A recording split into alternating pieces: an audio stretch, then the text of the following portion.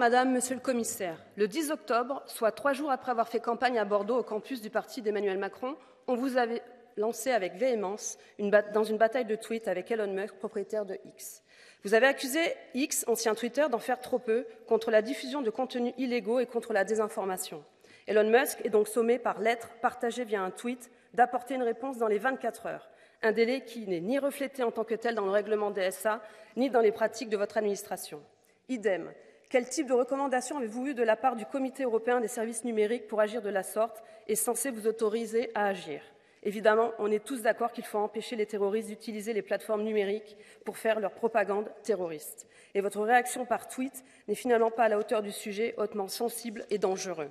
Et puis, comment expliquer qu'après cette attaque sur les réseaux sociaux contre Musk, le lendemain matin, vous invitiez vos abonnés à rejoindre Blue Sky Social, la plateforme rivale de l'ancien propriétaire de Twitter, Jack Dorsey?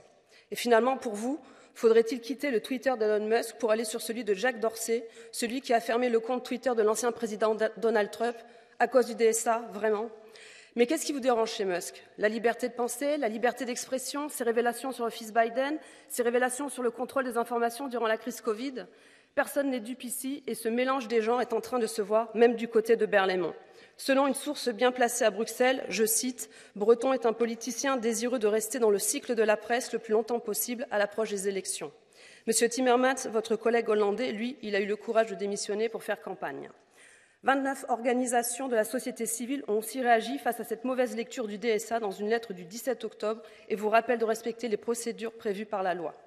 En fait, ce que nous voyons ici, par votre action, ce n'est pas la lutte contre la désinformation en période de conflit, mais la diffusion de votre tract politique. Ici, beaucoup ont parlé de vérité, donc je vais citer Platon.